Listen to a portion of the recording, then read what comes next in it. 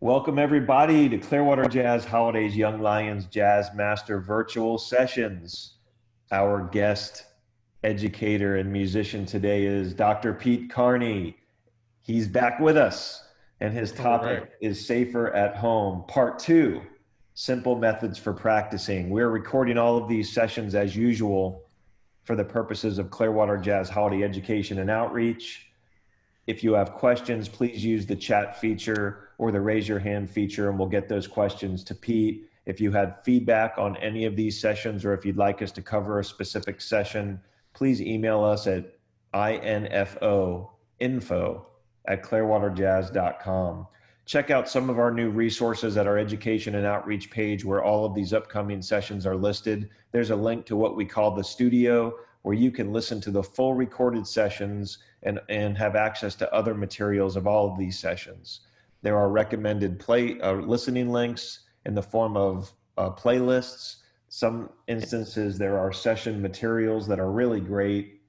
In fact, Pete Carney on an earlier episode had some really great session materials to complement his first Safer at Home session. That particular resource is sponsored by Blue Water Wealth Management at Steward Partners. We thank the folks at Blue Water for helping to present that resource. And you can listen to all of these sessions now too on our podcast series. Just search Young Lions Jazz Master Virtual Sessions wherever you stream your podcasts. And there's a bunch of these sessions up there, which is another great way of absorbing this information. That's brought to us by our friends at Marine Max Clearwater. And of course, we're going to give a big shout out to the Al Downing Tampa Bay Jazz Association, who's a big believer in the work we're doing during the year. In fact, they are sponsoring today's episode as well. So Pete Carney, Dr. Pete Carney, is the Director of Jazz Studies at State College of Florida in Bradenton. Recently, his big band students took 8 out of 20 chairs in the all-state band for state colleges in Florida. In the last 2 years, 2 of his students have won first place in the statewide FCSSA Jazz Improvisation Scholarship Competition. He has previously given lectures on Radiohead and jazz at the National Jazz Conference and given a TED Talk on designing curiosity in music education.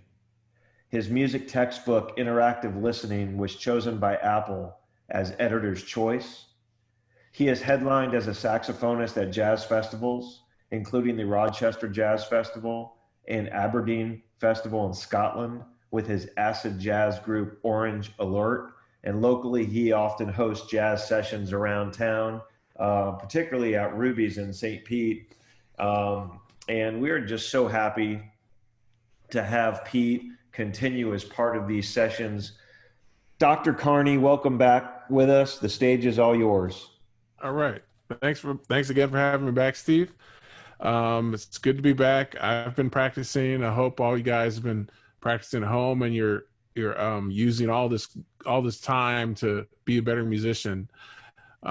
It's the interesting thing about this, the COVID, is that it puts us in isolation. But if you're a good musician, isolation is something you're familiar with because you're practicing a lot. It's not new for us as musicians, this situation.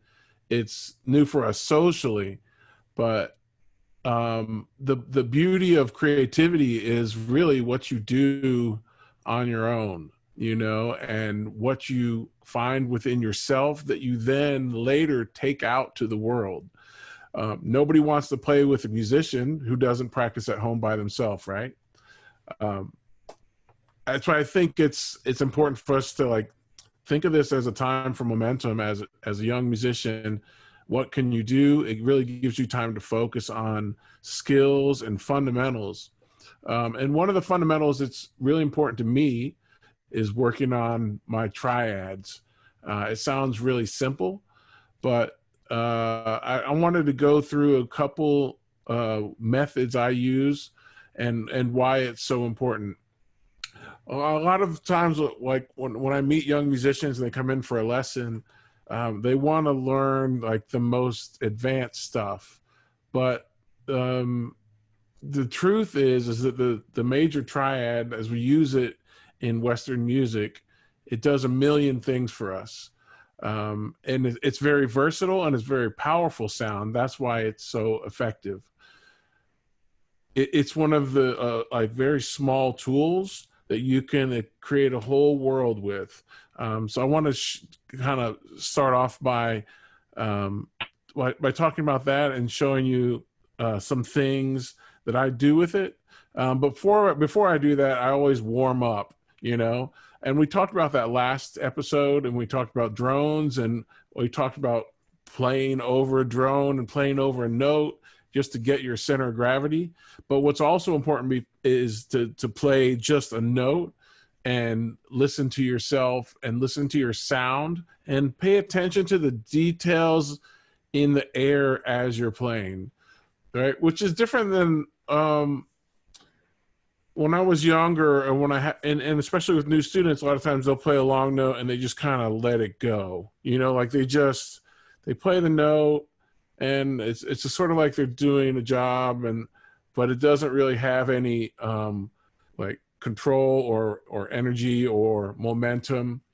And so what I want you to think about when you have this time to practice now is just playing your long notes and listening to the note progress and trying to be stable in your sound. So let me give you an example. I'm just going to play a note, and then I'm going to talk about what I was thinking while I'm doing it.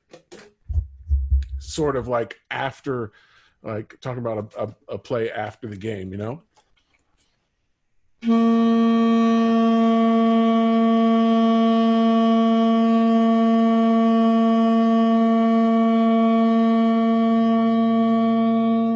All right, real simple. And the beauty of music is that it sounds easy, but in that one note, there was a lot of things that happened for me. I started the note, and like the horn sounded a little thin at the beginning. It sounded a little bit bright. Okay, so the reed is giving me a little bit of trouble. So I'm trying to open up just a little bit. And that was like one compensation. The second thing was like when I played the note, and then my hand kind of wiggled a little bit while I was playing it. My pinky, whether I was distracted or whatever, I noticed it just a little bit. And so I was kind of aware of that. The other thing was, as I got through the middle of the note, I didn't have as much air as when I started. So I had to sort of turn on like another level of air pressure behind that note. And then towards the end, I had to decide how to end it. And I was also out of air at that moment. All right. But I'm trying to taper out and put a little more air behind the note as it recedes so that it sounds effortless. Now, that's not what it sounds like to an audience to play a whole note, right? None of that is what we want our audience to experience. The important thing is that all that happens behind the scenes. All right. So it's really like all this stuff, all these people that are working behind the stage are really running around and like pulling ropes and getting the air to move and keeping the air in the sail. You know what I mean? And you're in the audience in the front here's this nice stable middle C, this just another note. The point is that whenever I start, like today when I'm playing, I always start with just like really paying attention to the details of the sound and trying to control it. All right. Pick another note, and I'll tell you what happens sort of behind the scene.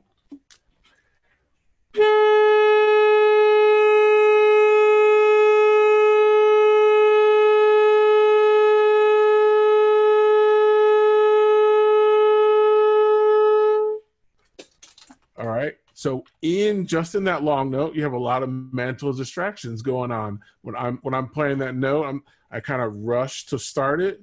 The air stream kind of moved a little left to right, and I had to kind of find the center of it. I didn't know where that high B was going to be. And so maybe like 2 seconds into it, I kind of found the place that it sounded the best. And now I had like a streamline of where that air should go. And I was more focused in on directing that air through the horn. And then like probably the fourth part of that note, I realized it would be a little prettier if it was more open. And so I kind of opened my throat a little bit. And then again, I kind of thought about how to get out of that note. So all that's important, because if I don't work on this stuff, like right now when I have time to do it, it's not going to be there. And I'm going to be more clumsy when I perform. I'll have little things show up, like you're sort of the result of your habits, right? So for me, it like this type of like musical life, it always starts with you by yourself playing notes, because people, you know, we like to think that people come to hear our music, but even before that, people really come to hear our sound, right? Sound is always more important than music, right? And that sounds a little bit like splitting hairs maybe, but it's very true.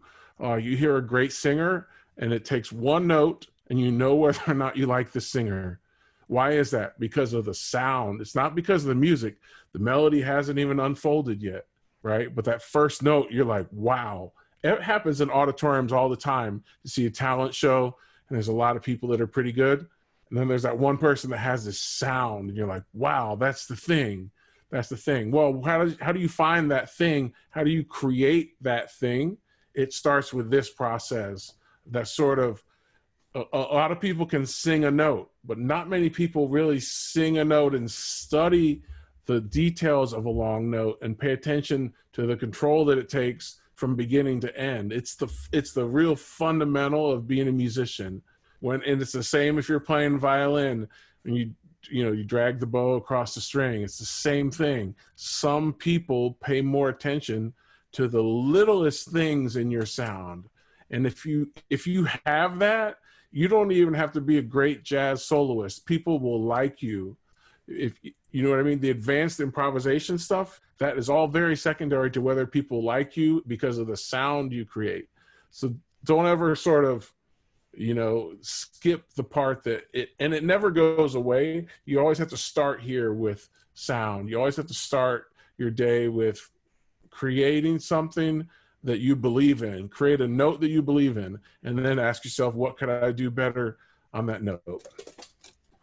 When we play like a note that gives me trouble, like I'll pick, let's take a low C sharp. It's a miserable note on the tenor, and then like kind of problem solve what I want to do with it.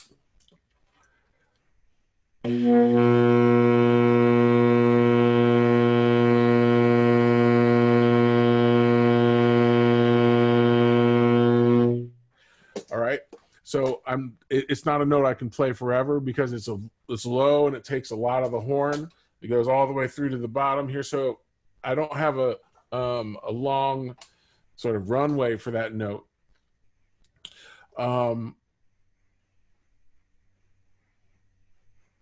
It has about 5 or 6 steps in it. Even though it sounds like one note, it's like trying to start it well, trying to sort of get a sound out of it that you like, then holding it, and then towards the end, getting out of that note.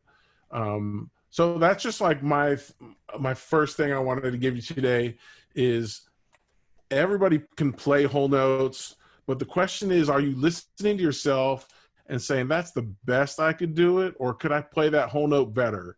And then what is it? If you believe in the note, then other people will believe in that note too. Everything else comes after that. If you don't have that, you never finish looking for it. I'm always working on my long notes. The other thing is to listen to the top of the note. Listen to how it shimmers and decide, is that the right color? Let me take like a note that has like a range of choices. I'm going to play this C, and I'm going to kind of push it around a little bit.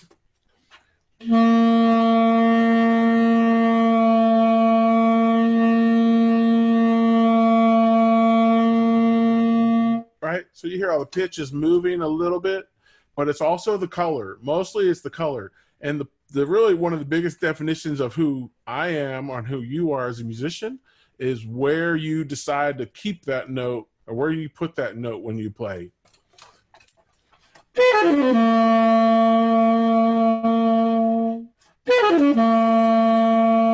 Right, all the stuff before it is a nice little pretty line and all that. But what really defines what people feel about you as a musician is what do you sit on with your sort of color when you have that note.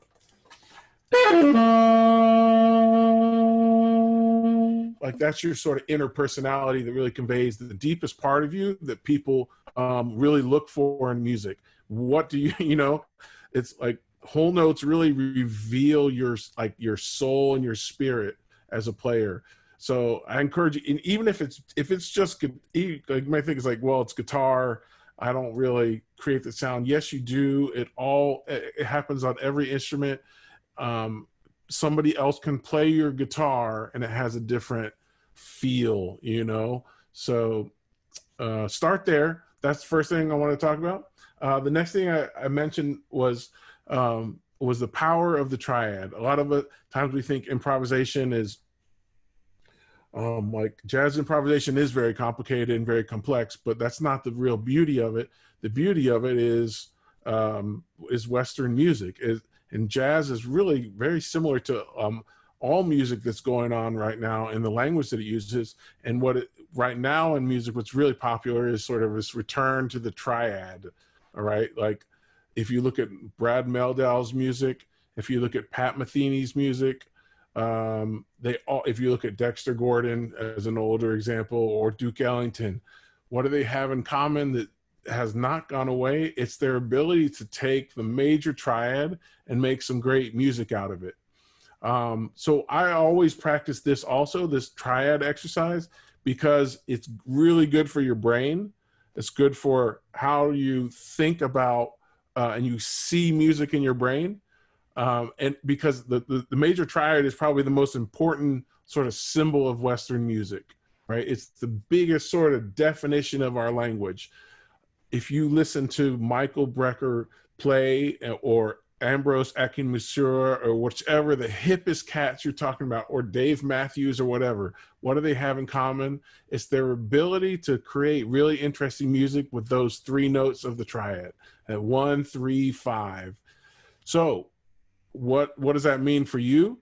That means a great way to practice is to just work on improvising with the triad. So there's a million things you can do with it. I'm gonna just take you through some of the things that I practice.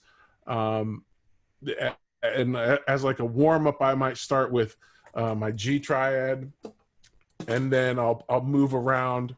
I'll move down in whole steps. So I'll do a G triad, an F triad, an E flat triad, and a D flat triad. This is great for whatever style of music. Like if you want to play like Bella Fleck, you want to play like jazz, you want to play funk, whatever. It all works. So G triad, F triad, E flat, then D flat. Right? So then that's not the most interesting music. Right? But you hear the power of the triad at least. You hear like how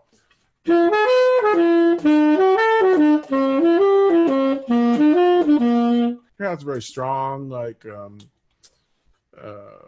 it's a very powerful group of notes, the major triad, more than any other group, I think.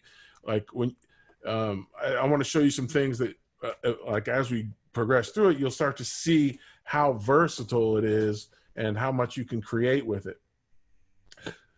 So the first thing I might do is break it up and play 1, 5, 3 instead.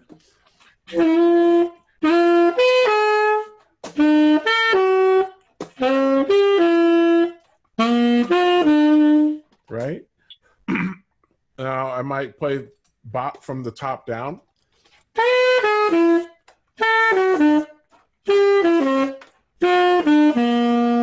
Right? right? So G triad, F, E flat, and then D flat.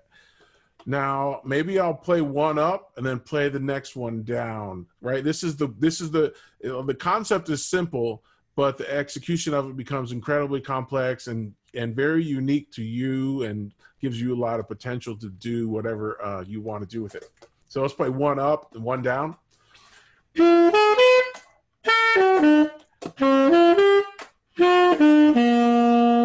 Right, so it's a sort of contradiction. One is going up, the next one is going down. What if they were all going down? Oh, it definitely sounds like something Coltrane would play, or Miles Davis, or whoever. Now let's do this sort of, like, I think it was like a stair step, like 1, 5, 3. So skip over the third and go to the fifth.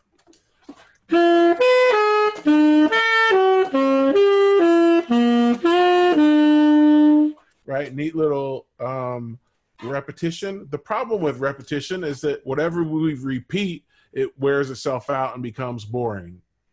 Okay, music is this battle of developing things and then changing what you're doing before the audience picks up on your tricks, so to speak. Right, the more you repeat something, it becomes interesting until the audience figures out what you're repeating, and then they start to lose interest in it. Right, if I take this one idea and keep repeating it, check it out, it's not as fascinating anymore to you as the listener. So I'm going to keep repeating it all the way down.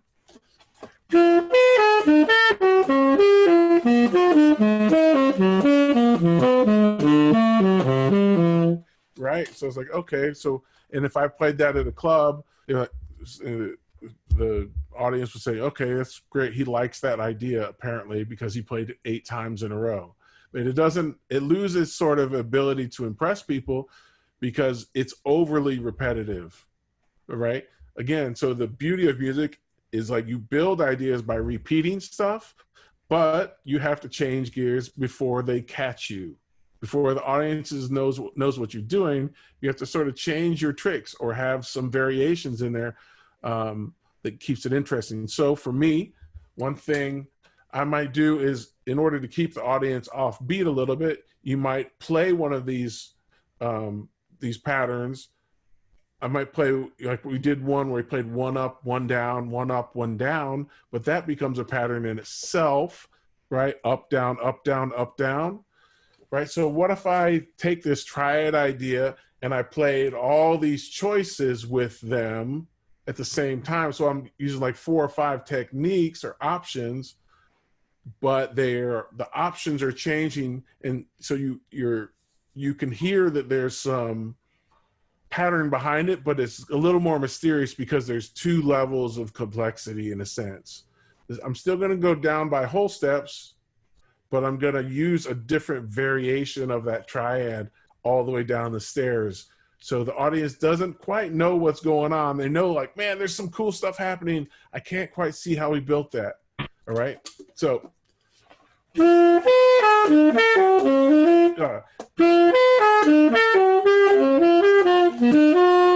Right. So I kind of added the variation there, makes it a little more interesting. Try a different one.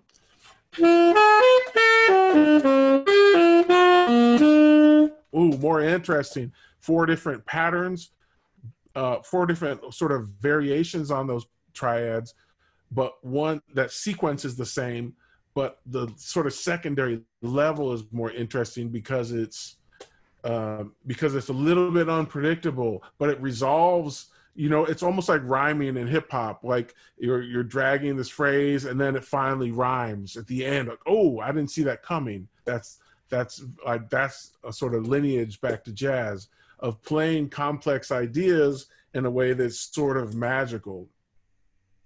Another idea, let's say I take that G triad, F triad, E flat triad, and D flat triad, but instead of going down, I go up. So the triads, my motion is going up overall on the saxophone, but the triads are going down. Okay, so G, F, E flat, B flat, they're going down conceptually, but I'm going to play going up on the horn. Cool stuff. Hard to pull off. And again, it doesn't matter. There's no sense in practicing this stuff unless you can see it in your head. Don't practice it faster than you can see it, because if you can't see the notes, if you're not printing on your memory, you're wasting your time. Sometimes you can learn stuff and get lucky and just kind of memorize something. That doesn't really teach you the concept. What you want to think about is, am I printing this information to my brain? And that's the same on all jazz instruments. It's like, if I'm seeing the triad, I'm in good shape. If I can't see what I'm playing, like in the front of your head, you can't sort of see the notes, then you're probably not creating as strong a memory as you think. All right, so again, I'm going to go down with the triads, but the horn is going to go up.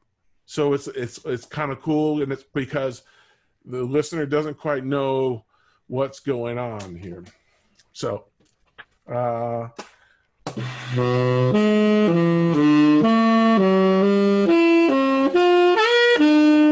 right, cool sound. It's like two different worlds happening at once.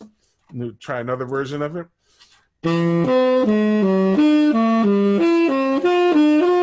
Right, now if you speed that up,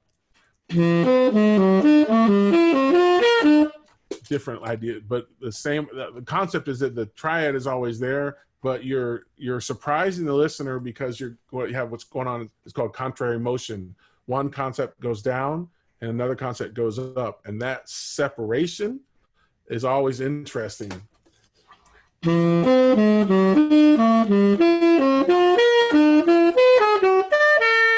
Right, hear how it's sort of like surprising architecture. You're building something that has like beams built into it that are really strong, and that's the triad, but the audience doesn't quite know what they're picking up on that's cool. You know, it's the magic of a water fountain, right? We look at a water fountain, like all this water's coming up, like there's machinery on there doing a lot of stuff, pumps and hoses and all that, and that's what you're trying to build, is this sort of like the magic of like these notes that are like, in this example, notes are kind of rising, but all that machinery behind it is unexpected. So again, that's one cool thing to do with the triads. Another thing is just go around the cycle of fourths. Michael Brecker and Ambrose and Pat Metheny, they'll take this to the extreme. Any of the great jazz players you like, when they play something that's really advanced and it really stretched out, I find that it's often a triad, something that uses like 3 octaves of the horn. When they play like the bottom of the horn and then the top, I'll show you what I'm talking about in a second. The more advanced the sort of range of your instrument that you're using, it's oftentimes using a major triad, just a simple major triad, because you're doing something that's hard enough physically. It doesn't have to be, it has to have some logic behind it, and that logic is the triad that holds it together. So let's check it out. The first thing I like to do is just practice my triad and improvise with it. And I'll start with G, and then I'll do C, F, B flat, E flat, A flat, D flat. I'll go around the cycle of fourths, but just sort of exploring the triad and how well I can play with this. If you can't improvise with 3 notes, do not improvise with 4 notes, right? You want to be really good at improvising with a little bit of material, because it makes you a better musician. And if you're improvising with really advanced scales, but you're not saying anything, you know, then it might not be working musically. So triads, here we go. G triad, C, F, B flat.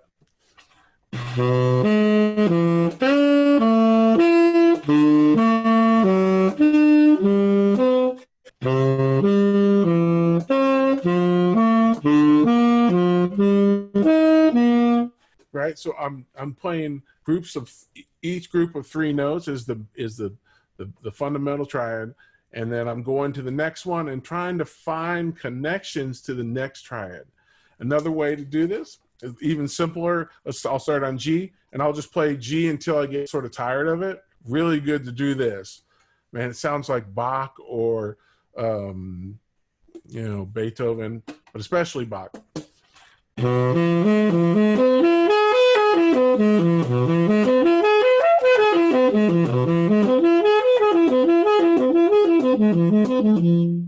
Great exercise. Not musicians don't do enough. It gives you a chance to see what you're doing in your head and start to like visually be able to print G major to your brain so that you can recall it later. Again, a lot of good musicians can't do this.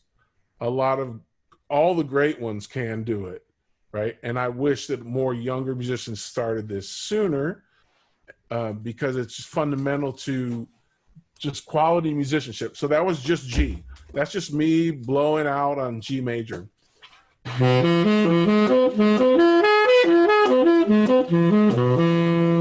Blow out on C major for a minute.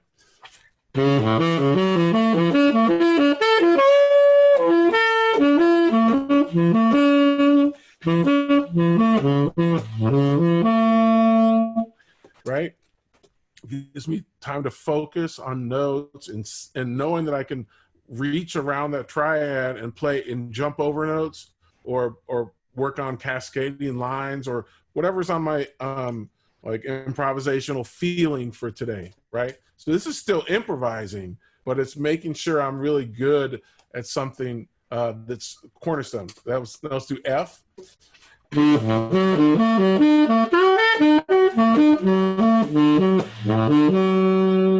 Right, and it's not the thing here is most people think, oh, it sounds okay. It doesn't sound great yet.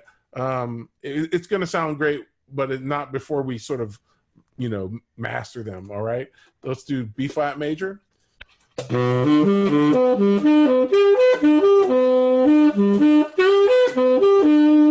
All right, so let's say I do that, and if I'm a young musician, I'd highly recommend you do that for 15 or 20 minutes, you know, every day or two, every couple days. If you did that, it's going to build a lot of brain power for you as a musician.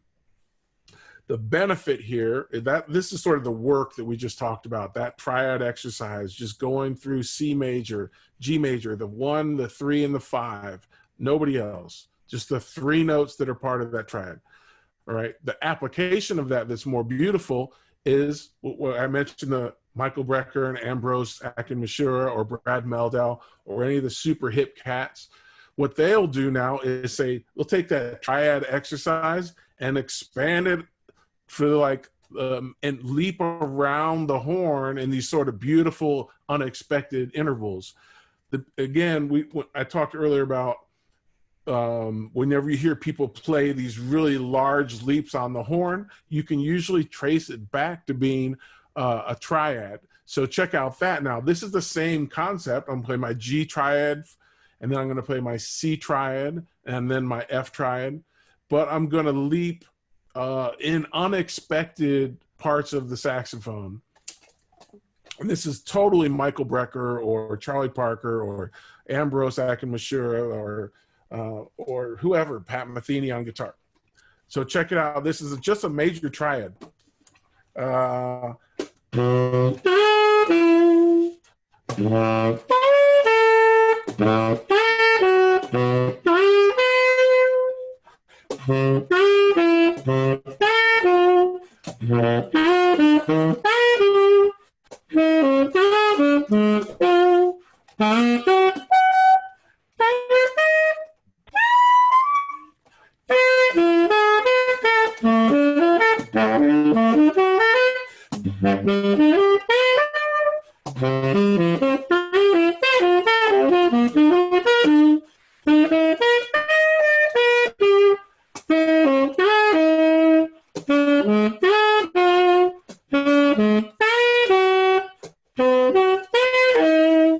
Right? It sounds very modern, and it's a great, beautiful application on top of any type of music you're playing. It doesn't have to be jazz. Bella Fleck would definitely do this, okay? Not as much maybe in blues, but some of the maybe more advanced blues guitar players would do that. But jazz, it's a very modern and very current thing to do right now that many musicians are exploring, the younger guys. It gives you a coherence. The reason you can do it is that the major triad just sounds like Western music. It sounds like American music. When you play that triad, people say, I know where I am, right? So even though the notes are spread out really far away from each other, I'm just playing that 1, 3, 5. It's great for your brain.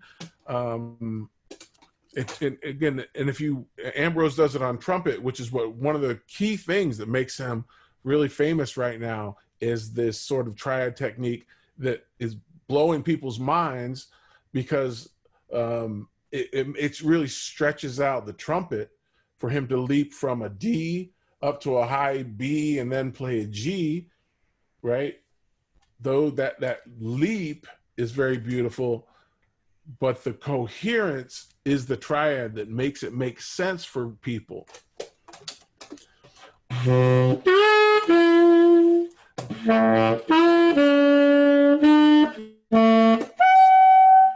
Right? That last note. Right? It's like, when you hear it, you're like, wait, oh wow, I know what that is. Your brain knows, I know what that is. That's like an American music thing. I get it. Right? So again, young cats, please check that out.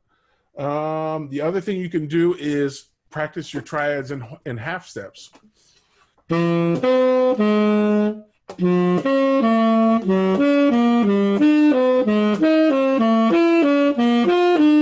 Right? It's really important for you to get a chance to see those happening. If you can't see those triads, don't practice it farther than you can see. That's a simple one. I just did the triads going up in half steps.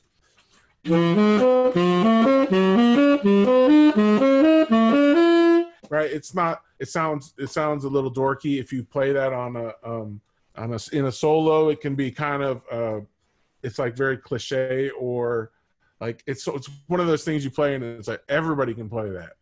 Right? So like jazz is about exploring what people can't play in a lot of sense. So how do I make that more interesting? What if I was going up in triads? What if I was going down in triads, but I was going up the horn? All right, so I'm going to play G triad, F sharp triad, F triad, E triad to E flat triad. The triads are going down, but I'm going up the saxophone. Okay, that sounds kind of cool. That sounds really interesting. So it makes me find different connections across the range of the instrument. So G, F sharp, F, E, but I'm going to go up, but the concept is going down.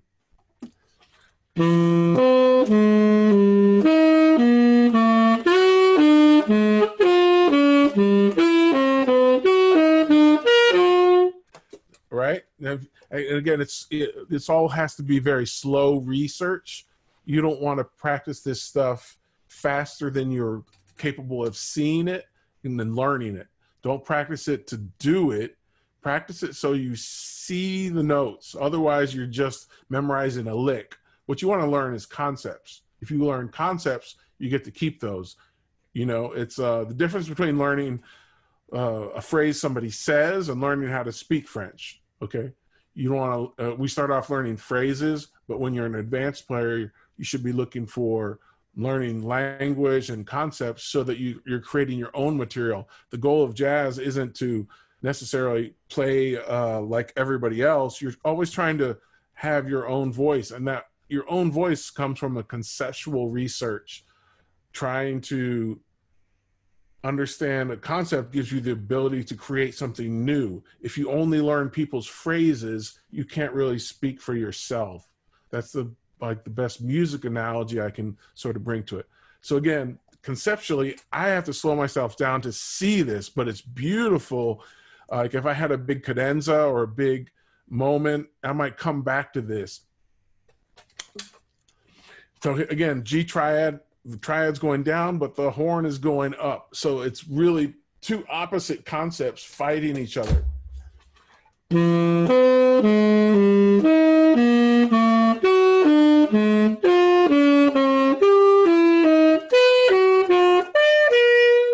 Right? Beautiful architecture in a sense. Now if I speed it up a little bit. I'm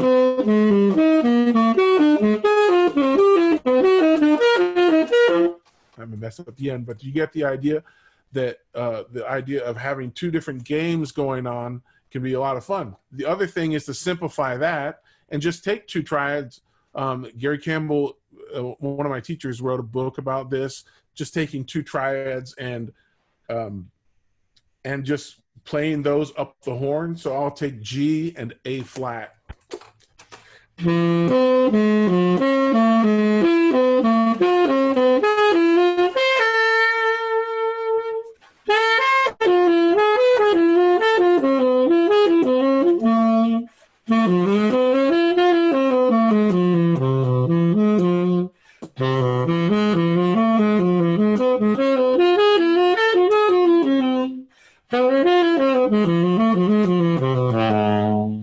That's just two different triads, the G major triad and my A flat triad. You see the power of the triad, how it has an endless ocean of things you can do with it. The beauty of jazz is finding these diamonds and making your own music out of it. So again, that was just two triads, a half step apart. I'm alternating G, A flat, G, A flat, G, A flat, so that you have this sort of isolation of the two triads. And then at the end, I played them together as a scale. Listen to that again, see if you can hear that.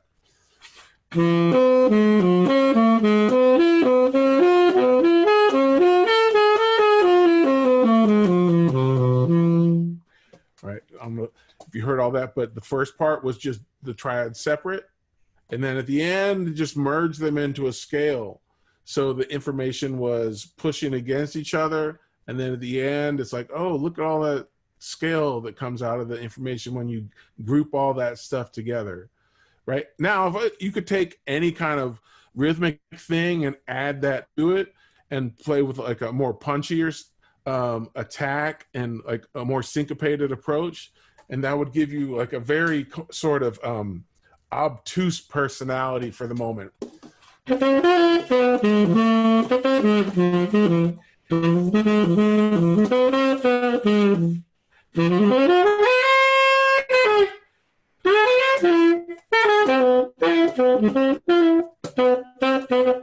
know what I mean? It's very aggressive sound. It's just two different major triads, and I'm alternating, but my rhythm is throwing you another curveball where like that you could improvise on that for days with a drummer.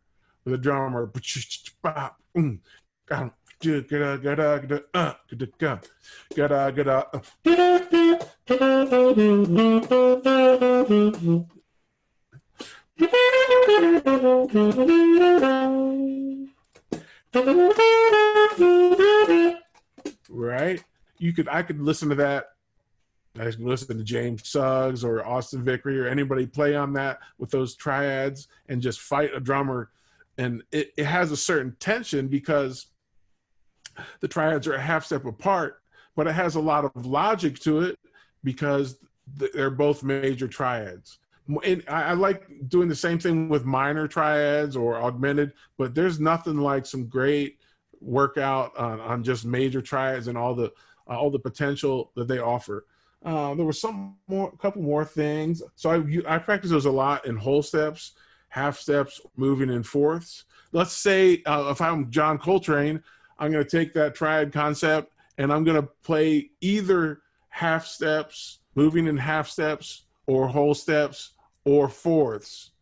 Or he would also do, like, he might throw major thirds in there, and he would kind of giant steps is sort of like an extension of some of his earlier research on that. Okay, but let's just take the concept of the triad and now improvise with it, either moving in half steps, sometimes moving by whole steps, sometimes moving by a fourth. All right, The triad is simple. You just have a 3-note group.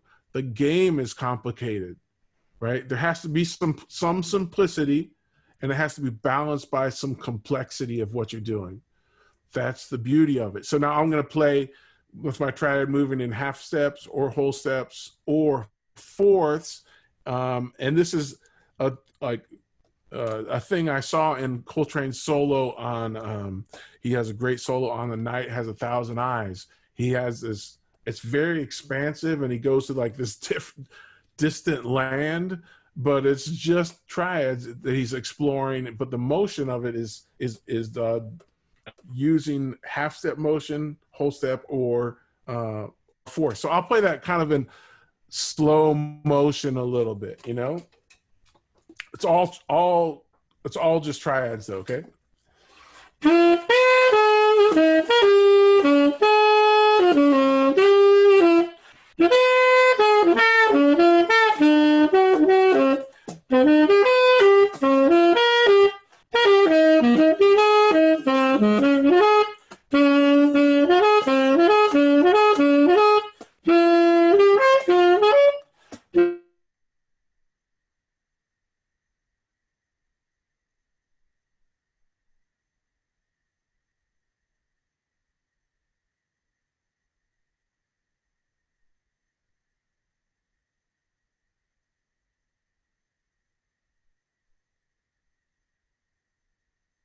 Switch by half step or whole step or a fourth. Those are the big ones that I find are like the most interesting to explore because they have different notes from each other.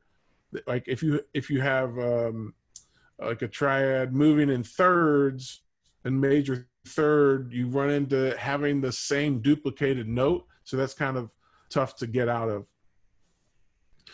So again, I think that's what I'll just like finish up with today is I've got some more stuff to talk about with you guys for next time about expanding that into dominant chords and maybe talking about some advanced melodic minor. But there's nothing like just working out by yourself on the simplest concept we have, which is the triad, but finding really advanced things to do with simple stuff. If you go check out some solos, you will find triads hiding behind the coolest stuff you've ever heard. All right, so I think that's it for today, and thanks for joining me. Oh, another great session, Pete. Thanks so much. Pete's going to be back with us on Thursday, July 30th for his Safer at Home Part 3 Simple Methods for Practicing series. We're really looking forward to that. And if you visit with us at clearwaterjazz.com on the education and outreach page, you'll see the links to join all of these upcoming sessions, and they're all free.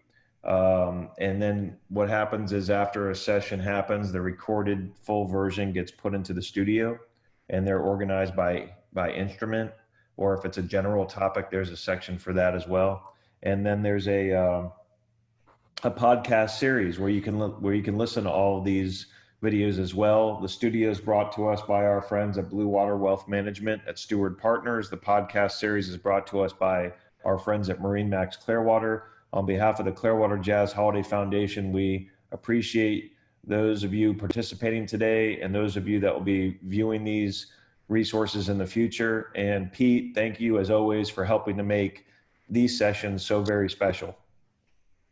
Yeah, thank you, Steve. It's great to be a part of it. All right, man. We'll see you next time. Thanks, Lee. Good to see you. All right, I'll see you guys soon. Thank you.